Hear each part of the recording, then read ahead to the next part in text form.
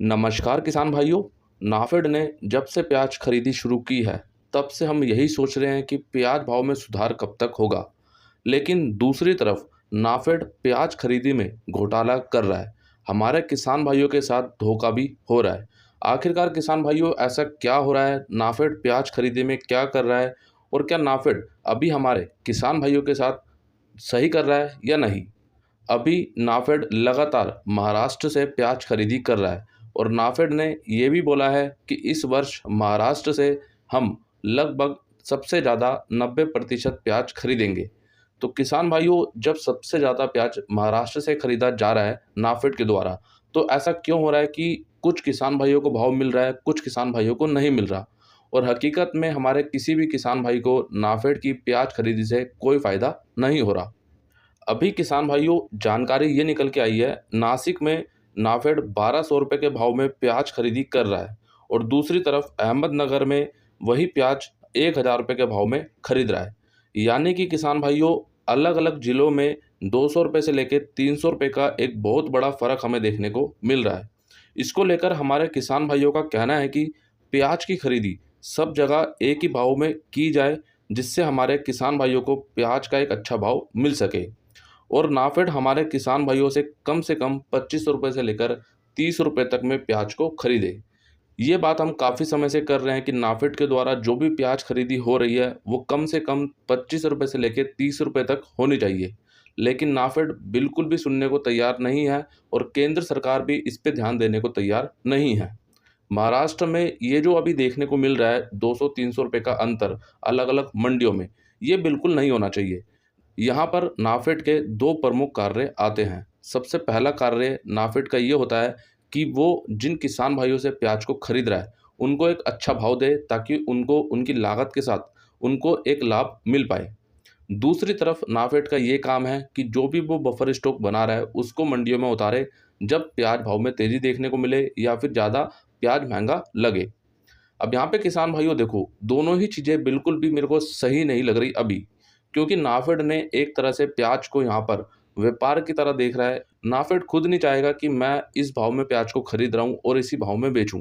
वो खुद चाहेगा कि मैंने अगर आज 10 रुपये में प्याज को खरीदा है, तो आगे चलकर 20 रुपये 22 रुपये से कम में प्याज को ना बेचूँ। अब ये देखने वाली बात होती है कि नाफेड आगे चलकर कितने में इसको बेचता है। लेकिन मुझे ऐसा लगता है किसान भाइयों, मेरा एक अंदाज़ है, यानी कि मेरा एक अनुमान है कि नाफेड 20 रुपये से नीचे प्याज को नहीं बेचेगा। बाकी किसान भाइयों, हो सकता है कि कुछ प्याज नाफेड 15, 16, 17 रुपये में जैसा भी उसको लगता है वो उस हिसाब से बेचे। क्योंकि किसान भाइयों, अभी जो एक औसत भाव चल रहा है नाफेड की खरीदी का, वो लगभग 10 रुपये से लेके 12 रुपये तक चल रहा है। तो उसके हिसाब से किसान भाइयों, अगर आगे भी यही रहता है, तो बिल्कुल किसान भाइयों, जो मैंने बोला है ऐसा हो सकता है। बाकी इस वीडियो को किसान भाइयों नाफेड के अधिकारियों तक पहुंचाइए और उनको बताइए कि अभी जो खरीदी हो रही है उसका एक अच्छा भाव हमारे किसान भाइयों को मिले और लगभग हमारे सभी किसान भाइयों को एक भाव प्याज का मिले, ताकि सभी को एक अच्छा लाभ मिल पाए। अब बात करते हैं किसान भाइयों, पूरे देश में महंगाई महंगाई महंगाई, लेकिन फिर भी प्याज भाव में बढ़ोतरी क्यों नहीं? ये सबसे बड़ा सवाल आज के दिन बनता है, क्योंकि जिस तरीके से हमने देखा अभी पिछले 1-2 महीनों के अंदर जो महंगाई हुई है, चाहे पेट्रोल को लेकर हुई हो या फिर किसी और अन्य वस्तु को लेकर ही क्यों ना, लेकिन हमारे प्याज भाव में किसी प्रकार की कोई बढ़ोतरी देखने को नहीं मिल रही। यहाँ तक कि हमारे किसान भाइयों की लागत निकलनी भी मुश्किल हो रही है। हर वर्ष गर्मी वाला प्याज मंडियों में आते ही प्याज के भाव में गिरावट देखने को मिलती है। इस वर्ष पूरे देश में ज़रूरत से ज़्यादा प्याज का उत्पादन देखने को भी मिल रहा है और हमारे किसान भाइयों के पास प्याज भंडारण की सही व्यवस्था भी देखने को नहीं मिलती और अभी प्याज निर्यात में स्थिरता की कमी के कारण प्याज का अधिक मात्रा में खराब होने की अधिक संभावना बन जाती है।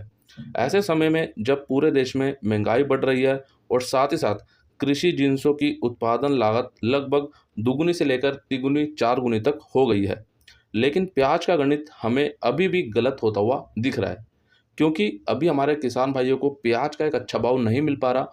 उनकी लागत के अनुसार उनको अभी प्याज का भाव बिल्कुल भी नहीं मिल पा रहा। इस वर्ष मार्च की शुरुआत से ही तापमान 40 डिग्री सेल्सियस के पार चला गया था, जिससे प्याज की फसल को नुकसान भी पहुंचा है और जिसके चलते हमारे किसान भाई प्याज को बेचना ही सही समझ रहे हैं।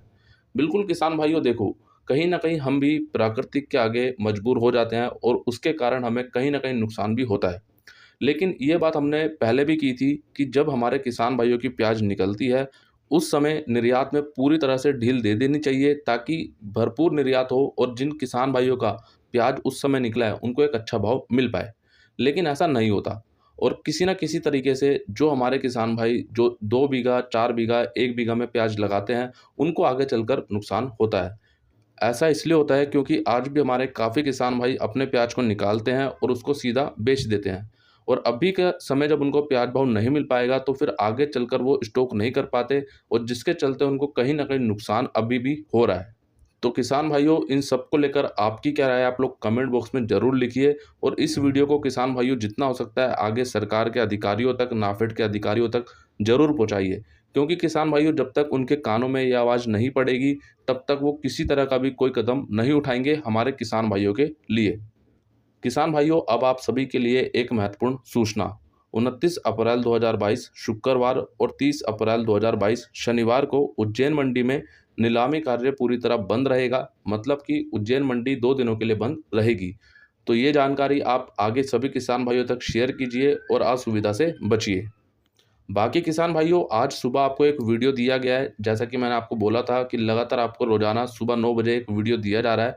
तो आज आपको ये वीडियो दिया गया, अगर आपने नहीं देखा तो ज़रूर से ज़रूर देख लीजिएगा इस वीडियो को देखने के बाद। बाकी सभी वीडियो किसान भाइयों आपको पिछले 1 सप्ताह से लगातार दिए जा रहे हैं, तो जाके एक बार आप उन वीडियो को भी ज़रूर देखें ताकि आपको यहाँ से रोजाना सभी महत्वपूर्ण जानकारी समय पर मिल सके। बाकी जिन किसान भाइयों ने अभी तक यूट्यूब चैनल को सब्सक्राइब नहीं किया तो अभी कर लीजिए। सब्सक्राइब करने के बाद बेल आइकन को जरूर दबा लीजिए। तो आइए किसान भाइयों बिना देरी के देख लेते हैं आज की इंदौर मंडी की पूरी रिपोर्ट। सबसे पहले बात करते हैं किसान भाइयों आज लहसुन की। 1-2 लोट ऊपर में बिका 4,000 रुपये तक। G2 लहसुन बिका 3500 से 4200 रुपये। सुपर माल 2800 से 3200 रुपये। मीडियम माल 1500 से 2500 रुपये। एवरेज माल 1000 से 1800 रुपये। हल्का माल 200 से 500 रुपये और लहसुन में भाव आज लगभग सामान्य देखने को ही मिला। अब बात करते हैं प्याज की। प्याज आज 1-2 लोट ऊपर में बिका 1050 रुपये। सुपर माल 800 से 1000 रुपये। एवरेज माल 600 से 800 रुपये। गोल्टा माल 500 से 600 रुपये। गोल्टी माल 200 से 400 रुपये। छाटन माल 100 से 300 रुपये। आवक रही आज लगभग 50,000 से लेकर 55,000 कट्टों की और प्याज में भी भाव आज लगभग सामान्य देखने को ही मिला। वहीं बात करते हैं आलू की। चिप्स आलू बिका 900 से 1500 रुपये तक। एलआर आलू 800 से 1300 रुपये। राशन आलू 900 से 1300 रुपये। ज्योति आलू 700 से 1300 रुपये। छाटन आलू 300 से 750 रुपये। गुल्ला माल 300 से 600 रुपये और आलू में भी भाव आज लगभग सामान्य देखने को ही मिला। ये थी किसान भाइयों आज की इंदौर मंडी की पूरी रिपोर्ट और सभी महत्वपूर्ण जानकारियाँ। आपको वीडियो कैसा लगा आप लोग सभी कमेंट करके ज़्यादा से ज़्यादा ज़रूर बताइए। वीडियो अच्छा लगा तो लाइक कीजिए, हमारे सभी किसान भाइयों तक शेयर कीजिए। और हाँ किसान भाइयों अगर आप अभी तक व्हाट्सएप ग्रुप और फेसबुक ग्रुप में नहीं जुड़े हैं तो अभी जुड़े। लिंक आपको इसी वीडियो के नीचे सभी दिए गए हैं। और वेबसाइट पे भी किसान भाइयों आपको रोजाना सभी मंडियों के भाव दिए जा रहे हैं। अगर आपने अभी तक वेबसाइट पे विजिट नहीं किया तो अभी लिखें गूगल पे www.mandibhavupdate.com। वहाँ पे आपको रोजाना सभी राज्यों की सभी मंडियों के भाव दिए जा रहे हैं। बाकी किसान भाइयों मिलते हैं आपसे एक अगली और नई वीडियो में। जय जवान जय किसान।